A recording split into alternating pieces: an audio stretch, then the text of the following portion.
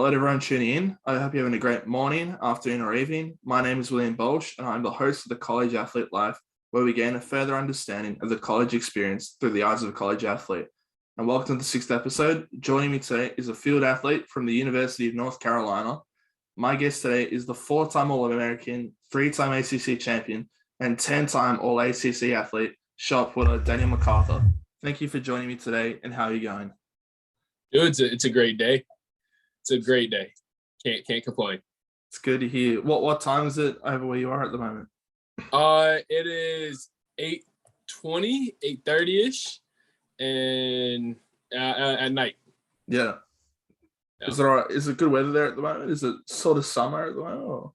Or? So in Chapel Hill, so North Carolina, you get all the seasons, all times of all like throughout the year. So, I mean, it was like 40 degrees a couple days ago. It's like 70 degrees today, but it's rainy. So, yeah it's rainy today. It was sunny 2 days ago, though. Okay. I guess to start the interview, we'll sort of start growing up in North Carolina. What was that like for you? So I didn't realize when I was younger how great North Carolina is. Growing up, like we always would take trips to the beach, the mountains and all that. So to me, that became like normal day, like life. Like, all right, like when it's wintertime, you take a trip to the mountains. When it's summertime, you take a trip to the beach. So I thought everyone did that. But then I found out that like when you live in a place that's really landlocked, you don't get to go to the beach that often, you know? Or if you live really like, if you don't live close to the mountains, you don't go to the mountains. So for me, like, I think I took that for granted a lot when I was younger. And I think that's one of the great things about growing up in North Carolina. Well, you're 2 hours away from the beach, 2 hours away from the mountains. Yeah. And what was high school like there for you? High school was pretty solid. I went to Mooresville High School. I actually got my high school track jersey up there. High school was 4 years, right, in and out, and it was a good time. I got to figure out what sport I was going to do, which led to track and field. I mainly did my freshman year. I started off with football and lacrosse. Yep. And then sophomore year, I did football and track. And then junior year, I did football, wrestling, and track. And then senior year, I did football and track. So, yeah. I think I saw an interview as well that you were saying to the interviewer that the main reason why you tried to pursue track and field at the beginning was to improve your football. So at what point did you sort of like not chuck football out of the picture, but really focus on track and field? So my focus for track and field didn't come until my senior year in January of 2016. I was always like, I was a very beginner, intermediate, like track guy. I was more of a football guy. That was always my route, right? Like I was going to go to college for football and things like that. Around November-ish, I got hurt, and maybe it was October, November-ish. I got hurt. In 2015, and all my offers for football got pulled, and the opportunity for me to go to play football at the next level just wasn't there anymore. So then I was like, all right, like I still knew I wanted to go to college. I didn't have the money to be able to afford college without any type of scholarships. I was not in a position to get any. I was in any position to get a full ride academically. So like I knew like I had to do some type of sport, and I had done track like for 2 previous years and never took it that seriously. So my track experience and my track like really becoming serious to me was January of 2016. I was like, you know what, I'm all in. This is what I'm gonna do in college. This is going to get me to college. So first serious practice was in January of 2016. Okay. I believe I also read in your bio on the UNC website that your dad participated in track and field as well at NC State. Yeah. Do you sort of want to talk about that? And in addition to that, like deciding between going to NC State versus finally settling on UNC? Yeah, so talking a little bit about my dad and his experience, he was around 60 feet with the men's shot from the glide. He threw high 180s in the discus, and he was huge in my development, right? Like my dad played professional football over in Europe. He threw when he was in the Army, and threw over when he was stationed out in Europe as well. He never really was like, oh, you have to do track. I did track. You have to throw. I threw. My dad really was like, all right, like if you want help, come ask for help, you know? Yeah. If like you want to really grow and do this, come ask and I'll help you do it, right? And so, like I said, that January, like when I started taking it seriously, I went to my dad. I was like, hey, like we're going to do this. This is what me and you are going to do. And my dad was massive in my fundamentals and like just helping me get to this next step. So I never threw over 60 feet with the high school shot put. And then my freshman year of college, I threw 62.8. I can really attribute that to a couple people, and my dad's one of the massive ones in that for that development and all that. And then talking a little bit about my reasoning behind UNC and NC State. So I was very devout NC State fan, grew up an NC State fan, hated UNC. And I know that sounds terrible because I love this school now. But yeah, I was an NC State guy. That's what my dad did. That's where I wanted to go. Like I wanted to be a mechanical engineer, and NC State has a great engineering school. Okay. Well, I'm getting recruited for football. Like I said, I got injured and that opportunity was not there anymore. Just was, hey, we're not interested. I'm like, all right, dang. So then I started doing track. I'm talking to the throws coach and like, hey, we really want you here. I'm like, sweet, this is where I want to be. Like NC State's for me. I'm for NC State, you know? So he's like, all right. Our head coach is going to call you. He's going to offer you a full ride. Cool. That's perfect. I'm there. Done deal.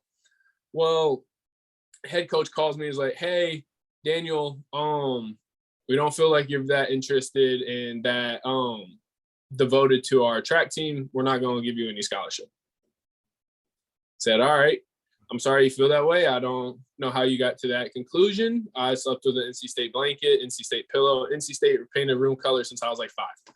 Damn. Sorry you feel that way. I wish you the best. And then I had already taken my visit to UNC. Absolutely loved it. I loved it so much more than I loved NC State. UNC is kind of this small campus where everything's so like tight knit. And then NC State's this wide, massive campus around 10 miles that has 3 different campuses. And it wasn't as nice of a campus as UNC was, you know? And like the people weren't as like welcoming, like there wasn't that same community that UNC had. So I was like, you know what? In my mind, I was always, hey, I want to go to NC State because that's where I thought I wanted to go.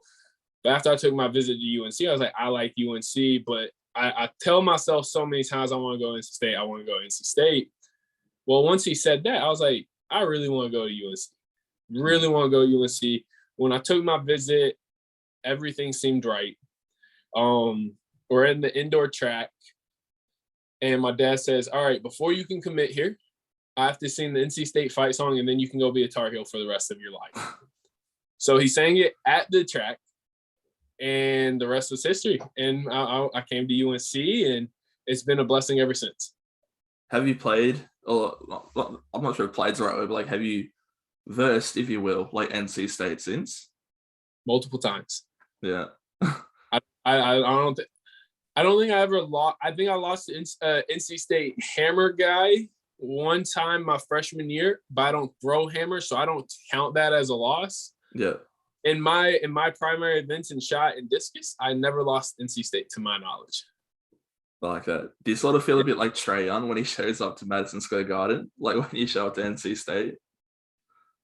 Yeah. NC State, like, so there's this meet that NC State hosts every year. It's actually going on today, tomorrow, and Saturday. It's called rivalries.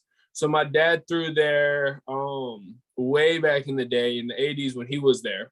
It was a really big meet, still a big meet today, now more focused around distance, but it was a big throws meet. Well, I went there my senior year of high school and threw terribly. I fouled out, but I was a high school kid throwing against college kids. I personally, I love that meet. I love throwing at Raleigh. I love throwing at NC State because you don't lose like to NC State guys, you know. And it's a good facility, and they host a really good meet, and it's a fun time always, and it's very sentimental. Okay. I guess we'll focus sort of on UNC now. Oh, so UNC now. So what would you say like the popular sports at the university? Oh, you got to say basketball, Yeah. right? You got to say basketball. We're so far at basketball school that we put a basketball logo on our football field. Yeah. Now, now I've been at UNC. I'm a year 6 here, and I remember when we had Fedora, right? Hmm. And then when Mac Brown came back, we kind of started transitioning back to a football school because we became invested after having some really bad years under Fedora to now having Mac Brown. Our football team started to develop, seeing success. So I would say football and basketball, those are going to be big in every Power Five, right? Yeah. But I think some of the sleepers are kind of our women's sports. Honestly, I think the big sports on campus is our UNC field hockey team. I want to say they won 4 national championships in the past like 5 years, and our women's soccer team is one of the most decorated college teams in history, right? And then our women's soccer coach Anson Dorrance is incredible, and it's really cool where it's like, all right, every Power Five has the big two sports, right? Every Power Five has a basketball and football team, but like not every Power Five will have that field hockey team. Not every Power Five will have that men's soccer team. Our the women's soccer team. Not every Power Five, like our women's tennis, and our tennis guys are always in the running for a national championship. So it's really incredible, just like seeing all the sports. I can thoroughly say UNC is not UNC North Carolina Hmm. in University of North Carolina, but it's the University of National Champions. And I've seen so many come through in my times here. And while we have the big two like revenue sports of football and basketball, I've seen our men's and women's lacrosse team win national championships and so many other sports as well. And so it's just incredible being in the same community and the same peer group as those people. Okay. And you sort of talked about like the group of five having like the two teams, like the two Yep. main sports, if you will. Like, don't sort of elaborate for those that don't know like what those five teams or schools are, I guess. Yeah, so it's the Power Five, right? It's the ACC, SEC, Big Ten, Pac-12, and what's the other one? The Pac-12 and crap, and then Big 12 or something like that. I'm forgetting one other big conference. But so those major conferences are consisting of your major revenue like schools that like really throw a whole lot of money into their sports and help really develop high elite teams. And then like you have like kind of your mid majors and the money difference between those schools is pretty significant. So the Power Five conferences kind of pull away Hmm. from your mid majors and things like that. Okay. And I, for example, I imagine schools such as Harvard, Yale, etc., they're like heavily study focused. I'm not sure an Right. example of it, but I'm sure there's other sports, I say schools that are heavily like more focused on the sports. Where would you say that University of North Carolina fits in there? Oh, we're a public Ivy. It's we're a top 3 school for public schools every year. Um, we're up there with University of Cal Berkeley. We're up there with Michigan, UVA. We're a very prestigious private school. Very prestigious public school. I think our education is better than Duke, which is a private school. But UNC versus Duke, I'm gonna say UNC is better all day, every day. Yeah. And yeah, I think our workload and our education and things like that is up there with a Ivy League school. Okay. I guess going into the next portion of that, do you want to sort of talk about your studies and like what your course was and like what the subjects were like? Absolutely. So I was an exercise sports science double major with communications. Um, my my focus on exercise sports science was more of the science based with biomechanics, physiology, and things like that, and how the human body works and how it works in sports.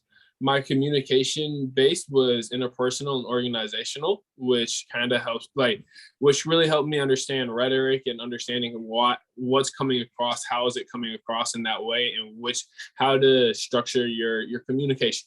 So those to me were my focuses. I essentially want to be a coach after my athletic career is over, and I felt like the two combo will really help me in my coaching career, because I feel like there's a lot of coaches that know a whole lot of information but don't know how to communicate it effectively. And you can tell a kid one thing in about 5 different ways, and they won't understand it. But if you explain it a 6th time in a different way, they'll understand it. And so that's my whole purpose of getting the communications on top of my exercise sports science. Okay. And did you ever get to a point where like you experienced online classes due to COVID, or were you pretty good with that? Yeah. Yeah. So we were in full person 2020, just like everybody else was, and then COVID came around and we went fully remote and online and figuring that out. And I mean, I'm in 4 classes right now, and one of them still fully remote. Yeah. Do you find that, I guess, better, if you will, like, than being on campus, or do you prefer that on campus learning?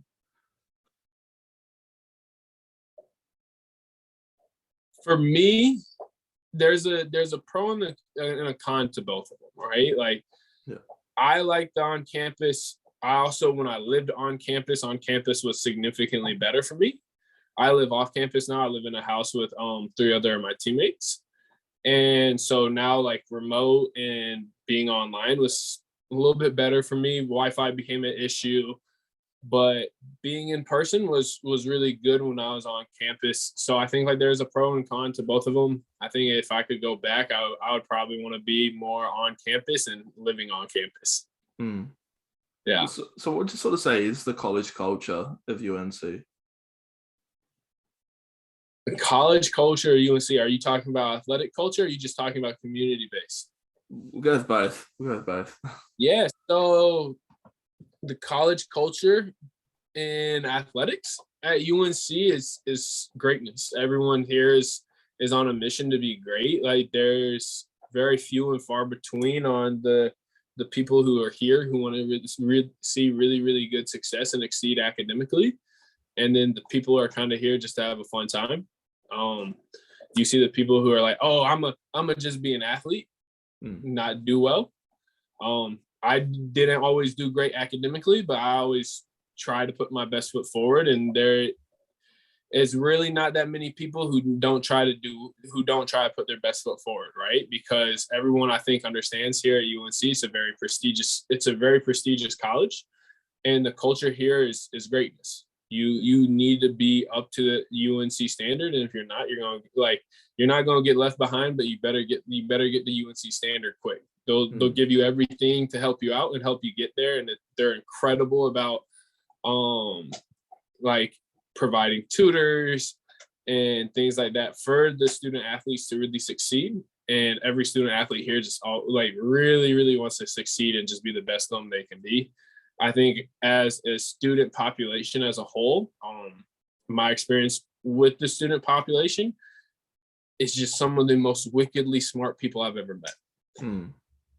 There's no dummy here. It's really, really intelligent people who are here to really help the next generation and help people change the world. Like, I know people who are working for Fortune 500 companies right out of college, right? Yeah. And they're doing really, really well, and they're ready to. And I think UNC and the student population is really going to help change the next generation. It's pretty cool.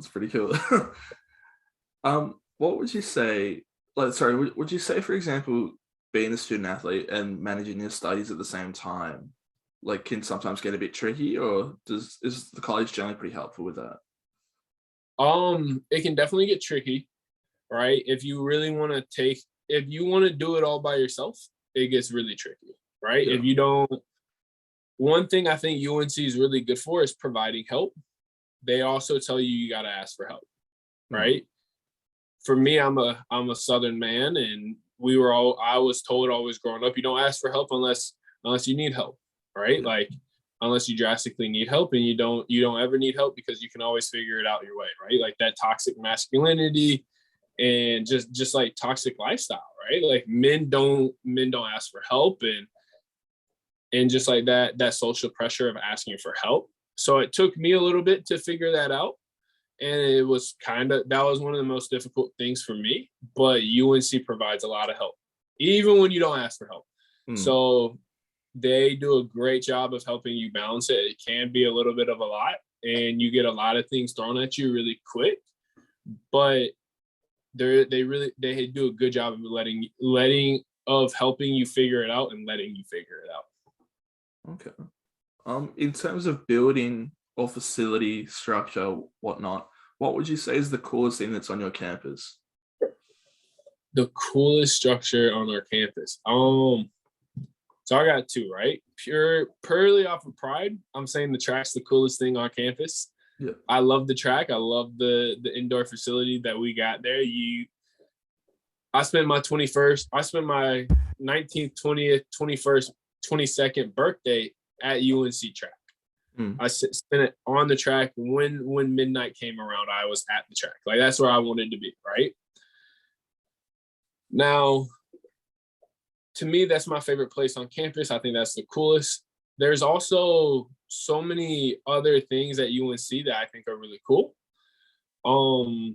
There's a 3D printing lab in the bottom of some dorms. Of the bottom of Carmichael dormitory, like you have a 3D printing lab that it can be used by anyone. You take a course, you get educated, and you can go in there and print out whatever you want in a 3D model. I think that's awesome. There's also a couple of gaming rooms around campus that you can go to, and we're in a couple of esports that people can go and be a part of. And I remember there was a Super Smash Bros. Tournament that me and a couple of my friends went to and participated in, and did not do that good. We thought we were good at Super Smash Bros, but we were not that good compared to everybody else. But it's things like that make that Carolina community. No. Yeah, sorry. I guess we'll move on to the bread and butter now, the track and field. So do you want to sort of talk us through shot put, what it is, and I guess what really drew you to shot put in particular? Yeah, so shot put is a 16-pound ball. Outdoors can be the widest diameter of 129 millimeters. It's made out of metal, and it's participated in a 7-foot ring, right, with a toe board, and you throw it into a sector, and you see who tries to throw it the farthest, right? You can't step on the toe board or step out after you throw. You have to walk out the back in a controlled manner. And what drew me to track and what drew me to shot put were actually two different things. So I started track, like I said, in my sophomore year of high school, and I grew up always doing sports. You never did an off season. You always focus on your sport and the sports you were doing at the time. So spring rolled around, and I found myself not having a sport to do. And all my friends were like, "Oh, like we're going out to the track." I'm like, "All right, like I'll go out to the track." All my friends did track. All the prettiest girls did track. So I needed to do track. Like that's where I needed to be at that time, right?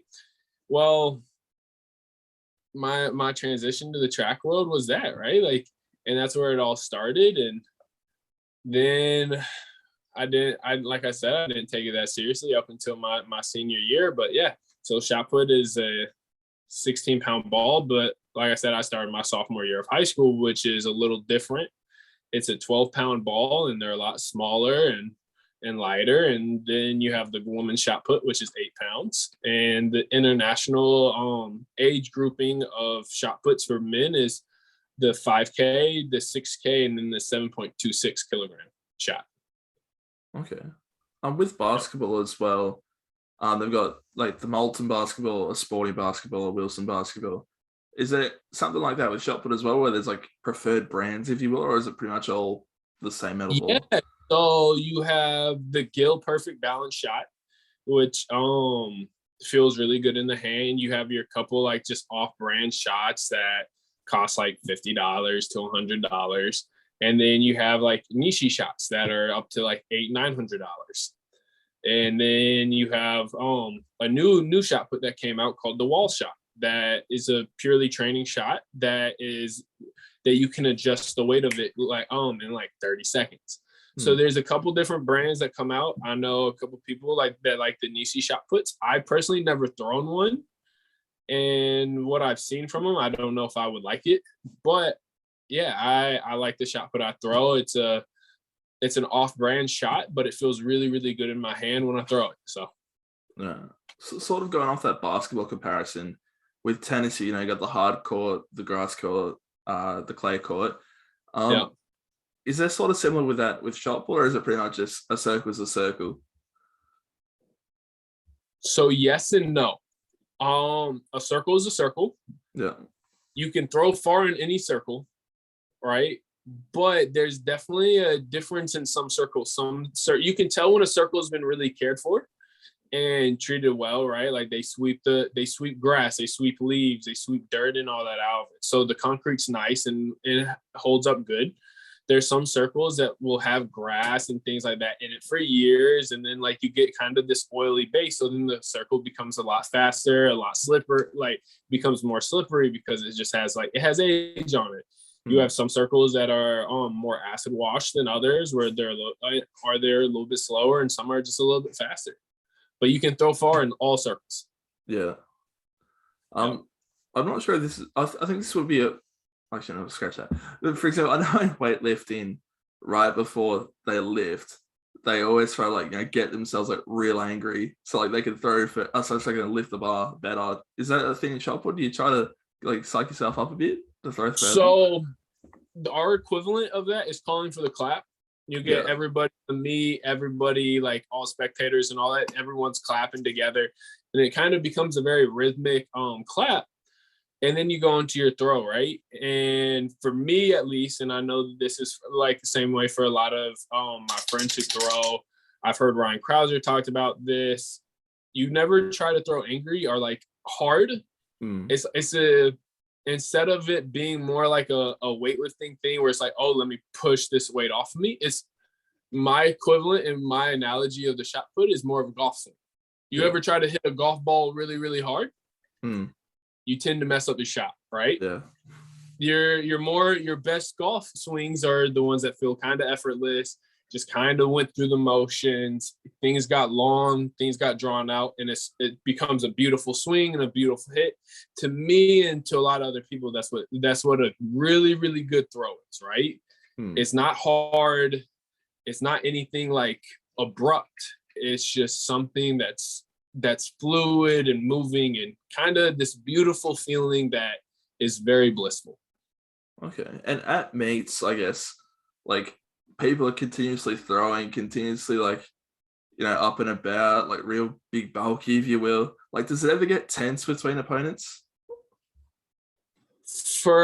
I know some people really like it really tense. I know some guys, they thrive off of that. They thrive off of the animosity between competitors. For me, I'm not like that. I like to keep things light. I like to have a good time.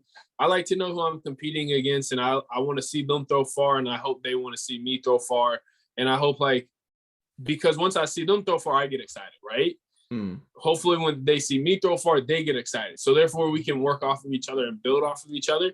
So for me, the animosity is not there. I'm out there to have a good time. I'm out there to have fun. I'm out there to show that hey, we're even if you throw farther than me, if I've just thrown farther than I've ever thrown before, I can't be that upset. I'm competing against you to throw farther than you, but I'm also competing against myself to throw farther than I've ever thrown before. I like that mindset. Yeah. What would you say the best colleges when it comes to track and field and then shot put? I think the best colleges when it comes to track and field, right? If you look at what's been done in the past, you gotta say kind of your big schools. LSU had a great year the other year. Oregon, always fantastic in the track, right? Florida, Georgia, schools like that. I think when you're talking about overall schools, Stanford used to be up there, right? 2-3 years ago, Stanford was a very elite track and field program. Their coaches actually just left Stanford at the end of 2019 and came to UNC, and their UNC is developing and becoming a very, very elite track and field program really, really quick. So that's really cool to see. In the throwing world, I think I would be biased to say this, but I think UNC is one of the best throwing schools out there. I'm an ACC record holder, number 7 all time in the NCAA, 4-time ACC champion, right? Then you have Madison Wilchout, who is the high school national record holder, ACC champion, got 3rd at NCAAs as a freshman. You then have Jill Shippey, high school national record, actually a 3-time high school national champion, right? U20 Team USA competitor, ACC record her sophomore year of college, and she got 3rd at NCAAs. All 3 of us went to the Olympic trials, right? So that's 3 people in our group who have gone to those meets. I think what people, if like you're looking at that, what they won't realize is you then have James Joycey, who's on the Australian hammer thrower, who's throwing incredible right now, who was also on that world team. I want to say he was a finalist at the U20 World Championships. You then have Roman Mitchell, who jav thrower, 70-meter jav thrower, who's kind of just coming into his own, but was a multiple-time national champion in high school. And we have a lot of All-Americans and a lot of national champions coming out. Medea Sloper was a 64-foot shot putter out of high school who was an All-American. So I think our group's really, really elite. I think you're talking about other groups. The throws group at Georgia always has a good guy or a good girl. Their girl, I want to just say, got 6th at this indoor NCAA meet as a freshman. She was a 16 or 17 meter glider, so that's really rare. Coach Babbitt does a fantastic job. He produced a hammer shot guy who won 3 national championships the past couple of years. UVA always has a good group. Who else? Yeah, like I think in your Power Fives, there's a couple outliers that really stand. Mississippi State has some really, really good jav throwers, right? They've won the past 3 national championships in the javelin. Trying to think of what else. I think if you look at Arizona State with Turner Washington and what he's doing in the throws world right now, it's incredible. Yeah. He's a 4-time national champion. He won indoor shot last year and outdoor shot, outdoor disc, and then just won indoor shot again this year. He's putting a great resume together to be one of the best college throwers in history, right? And Arizona State has those throwers. If you look back in history, they had Jordan Clark, they had Ryan Whiting, who are very also elite throwers.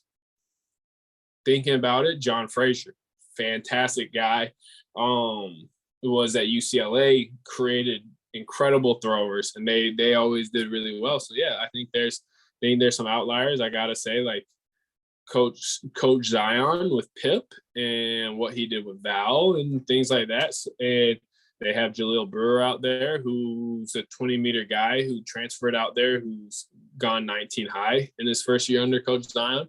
So I feel like there's a couple schools that are really the outliers, and I feel like those are them. Okay. You also mentioned in there the 3 of your UNC athletes went to the Olympic trials. What was that like for you? So for me, it was really really cool. I came to UNC there. AJ Hicks had just graduated the year before I came in. He was an All-American hammer thrower. And the only other person I really had was Sarah Howard, who was an All-American shot putter. And I I contribute a lot of my success to her as well. Training with her my freshman year really set the tone for me in my college career. And she helped show me the ropes and show me how to get things done and what to do. So Sarah Howard really helped me. But after that, after Sarah, it was kind of me. And then Jill and Madison came in, and really, really good friends of mine. So it was really cool to see like what UNC and what the UNC Throws had become. And to see this group develop has been something incredible. The Olympic trials meet for me actually didn't go too great. I got really, really sick a couple of weeks before and ended up losing 50 to 60 pounds while I was out there. Jeez. So I was like 305 at the end of May. And then, I was 305 at the beginning of June, got really sick. And by trials, I was down to 250. So I didn't do too good. I wasn't in the physical shape that I had been, which was really hard for me physically and also very mentally, but we got through it. But it was cool to see what UNC was becoming in the throws world. Is Paris 2024, do you reckon is that a goal of yours? Oh, it's absolutely a goal. Yeah. Paris 2024 and then LA 2028. Yeah. Those are my goals, and that's really what I want to do, especially like if I could make an Olympic team on a home year, that would be awesome. Is there much, for example, I guess at North Carolina, like you've got the program where you are doing shot put and stuff, but is there sort of a program that you can do after you leave college to make sure that you can retain this, or like are you sort of on your own? So it becomes a little bit more on your own. I'm very benefited. My throws coach, Nick Farr, and then even UNC track and field, but also UNC athletics is really awesome. I might have the opportunity of sticking around and training here and training with my coach. And then USATF does a thing called TPP and then the Athletic Foundation, where they help give a little bit of money to up and coming like track athletes to make sure they kind of stay in the sport and help them in their first couple of years to transition from college to post collegiate. Okay. What would you say your goals are for the short term and long term, I guess, playing wise, in addition to the Olympics? Okay, so yeah, goals for this year. Definitely make a USA team. We were asked to go to the World University Games for Team USA. So we're seeing how that works out. Obviously, the big goal is World Championships. You have to be in the top 4 at the Outdoor USA Championships this year to make that team. I think a little bit benefited because USA has the best 2 men shot putters in the world, Ryan Krauser and Joe Kovacs. And so usually they take up 2 spots and you usually only get 3rd. But since Joe won in 2019, he has an automatic qualifying spot, and then the US gets to bring 3 guys. So he doesn't get to take up one of those spots. And so I think there's a spot to be taken, and I think there's a chance that I could get into that role and into that spot. So that's definitely the goal. And then beyond that, make the world team, make a Team USA. And it's a NACAC year, which is a international meet. Okay. So I want to be able to get invited to be a part of that as well. Okay. What about outside of sport? What are your goals that lay there? So outside of sport, I definitely I have a dog. Yeah. I want to be the best dog dad I can be. He's great. His name's Big Mac, the Great Pyrenees. But outside of just that, I really want to become self-reliant. I got scholarship money to help provide me living wise for the past couple of years while I was in school. So I really want to. This is going to be my first year post college. So I want to be able to fund that, right? Like I want to not have to work a 9 to 5 and live that lifestyle. I want to be able to give everything I can to track and create kind of just my own thing. I love taking photos. I love doing marketing things. So hopefully just building that and finding a role in society where I could do that. And also one of my goals, like outside of me throwing, is to help other throwers. And like I said, I want to be a coach. And so I got a couple of people around who have hit me up, like who are in high school, and be like, hey, like, do you think you could help me out? So that's something I really want to do, potentially make a throws club here in North Carolina, because I feel like there's a lot of really, really good athletes in North Carolina, but the coaching in the high school level is not up to par with our athletes. I think I was an example of that, considering I never threw 60 and then threw 60 my freshman year of college. I think I could help a lot of kids get to that next level when usually a lot of coaches wouldn't look at. Okay. Yep. Now we're still going to move on to a bit of more of a personalized speed round of questions. So not too speedy though. So, well, whatever you feel. Who would you say is your biggest influence? My biggest influence, dude, I gotta say my parents. Things haven't really been easy for our family. I lost my brother in 2012. That took a heavy toll. And then, like I said, we had some family issues go on throughout my life in my younger years. But my mom and my dad, just they were the best parents I could have ever asked for. Hands down, they were my influence. My mom didn't go to college, but became a wickedly, wickedly successful businesswoman. She climbed the corporate ladder, and she showed what hard work and dedication will get you. And then my dad, like, is hands down one of the smartest people I've ever met in my life, if not the smartest. And I can say that about my mom as well. So I had great people pushing me, from my parents to my other brother, who kind of paved the way for me athletically. He was the athlete of the family.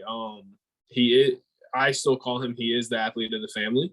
He played college soccer and played professional soccer, and he kind of helped me realize, like, what hard work and all that will get you. So I think those are my biggest influences, man. Okay. Yeah, like I think family hands down, and kind of narrowed out. Like, my sister is a woman who, no matter what obstacle you give her in life, she's going to overcome it, and she's going to figure out every issue. If you throw a broken engine at her, she can fix it. If you throw somebody crying in front of her, she's going to help them out. And yeah, man, I'm surrounded by great people. My sister, my brother, my parents, that while times weren't always easy, and while I watched, like, my parents go through a lot, through a divorce and things like that, like, they my family is my people who have really helped me through. Oh, that's a really good answer.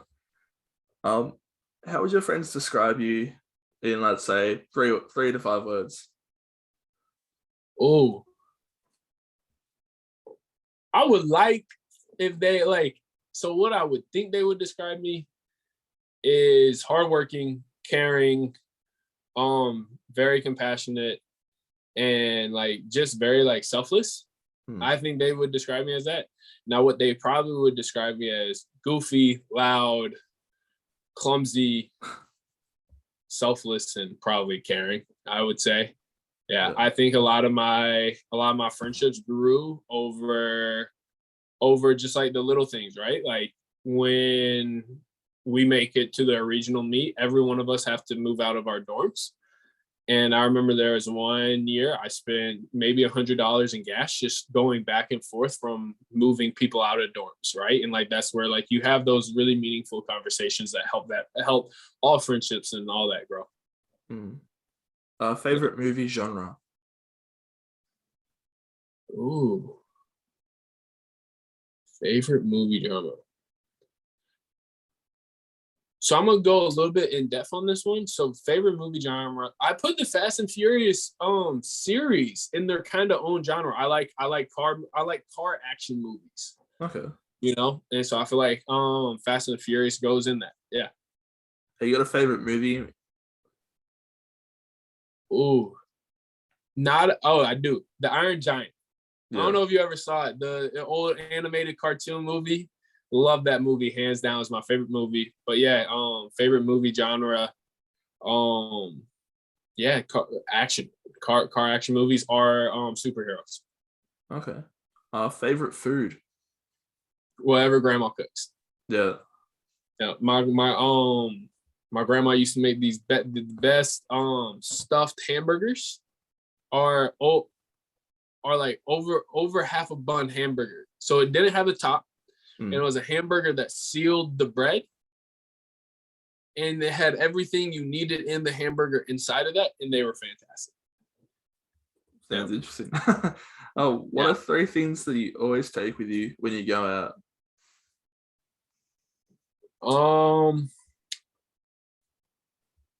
So every time I go to a meet, I take just like my daily devotion book, right? And then I take my journal to kind of, this is more recently than anything else. I take my journal. So I always like, I can write down my thoughts, and I can really like reflect on what I'm thinking, and reflect on some of the questions that pop up in my head.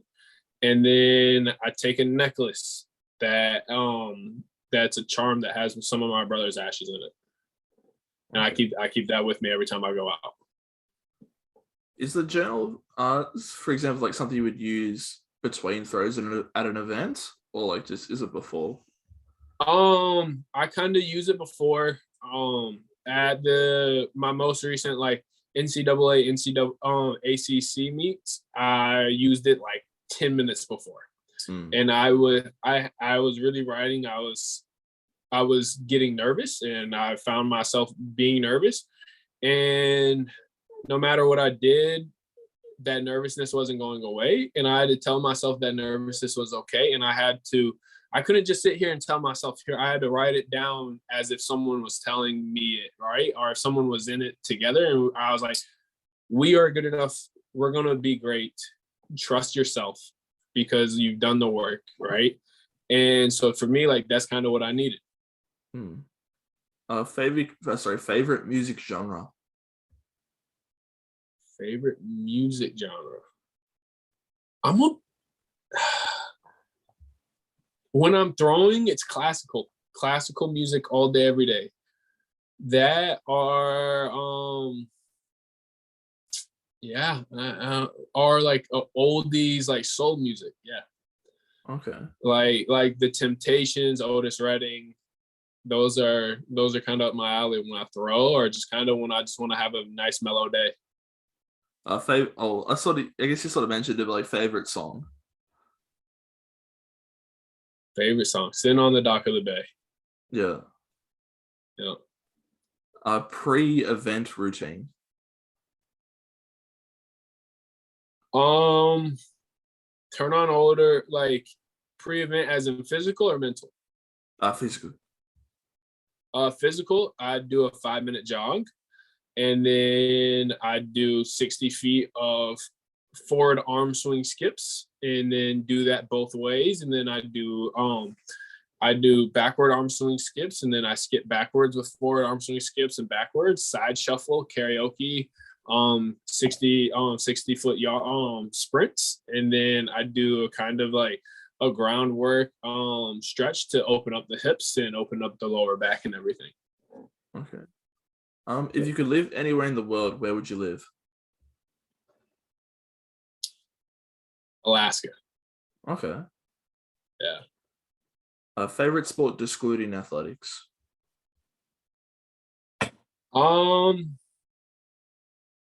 really gotta say, over my time at UNC, like I said, I was a big football guy, but gymnastics for sure. What they do is incredible. I've also fallen in love with kind of individual sports. So gymnastics, like what you do, like what someone else does not impact you, and what you do does not impact someone else. So I was favorite sports outside of athletics, gymnastics, and I'd probably also say wrestling. Okay. Yeah. Are there more wheels or doors? Dude, I get stuck with this question every time. I don't know. Because, like, no one, if you're classifying a wheel, like, if you open up a desk drawer because it has bearings and all that, like, that has wheels. I want to say wheels. Okay. But then every house has cabinet doors and things like that. What about wheels or windows?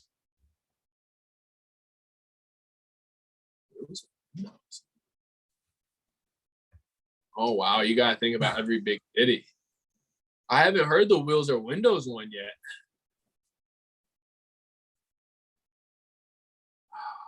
Are you counting old school? Like, you got to count old school windows and new school windows differently. I think had windows stayed old school, where they were just the little square planes, I would put them as windows.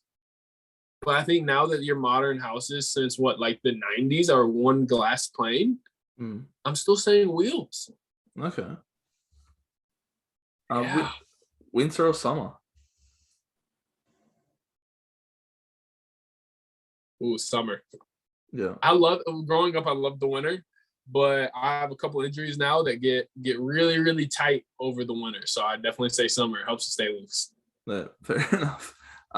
Most used phone app. Say that again. Most used phone app. Instagram. Yeah. Or actually, right now, TikTok for sure. Okay. Do you have any hidden talents? I can say that ABC's backwards. Super quick. Let's go. Let's hear them. ZYXWUTSRQPONMLKJIHGFEDCBA. I'm gonna trust you did that correctly. Dream dinner guest. Say that again. Dream dinner guest. Oh. Dream dinner.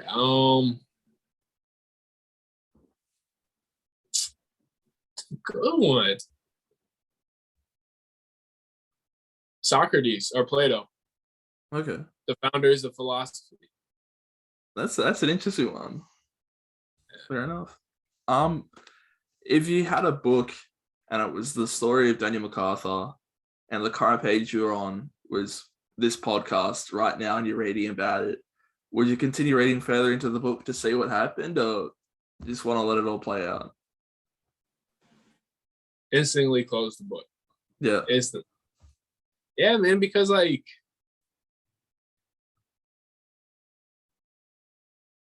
yeah. Are you so the book already has every decision that's going to be coming of that book, right?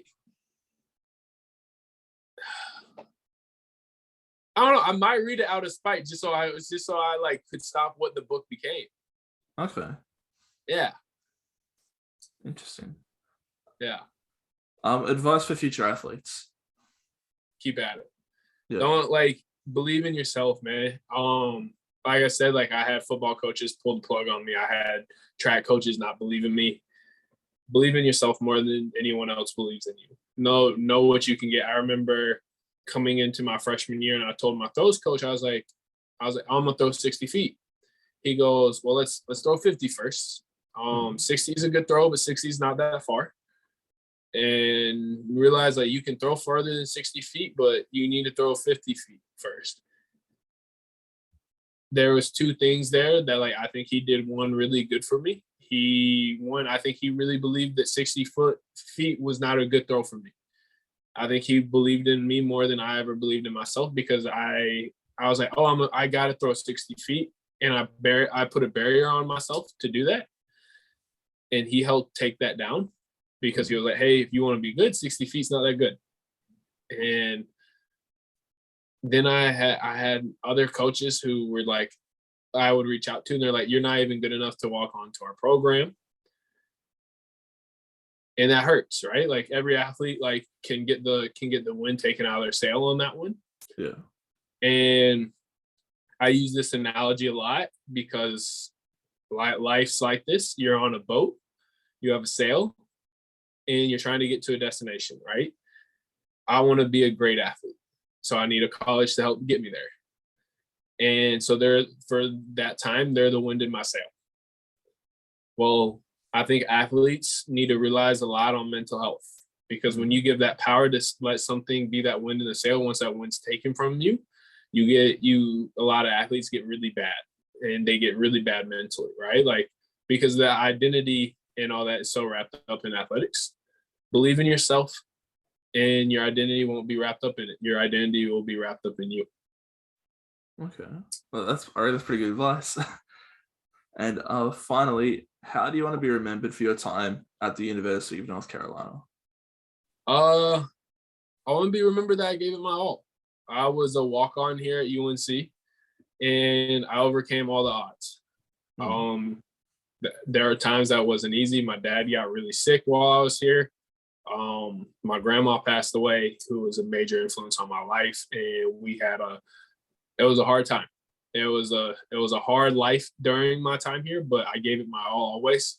And I gave UNC track and field my all, because they really believed in me, and I did everything I could.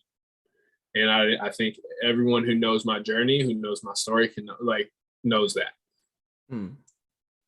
Yep.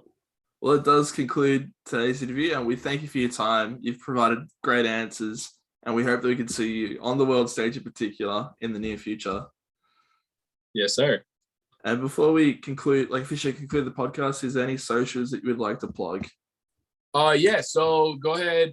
Go look me up on TikTok. It's DMac_McArthur. I just had my first video hit over 2 million views, which was exciting. Damn. Yeah. And then I keep it easy. My Instagram is the same, DMac_McArthur. And so those are my two big. I'm not a big Twitter guy. Haven't figured that one out yet, but TikTok and Instagram are my main two. Thinking about coming out with a YouTube channel. And if I do, it's probably going to be DMac_McArthur. So keep an eye out for that one. So easy. And if you want to view this podcast and all podcasts before, you can get these podcasts anywhere you see your podcasts, including YouTube, Apple Podcasts, and Spotify. Sweet.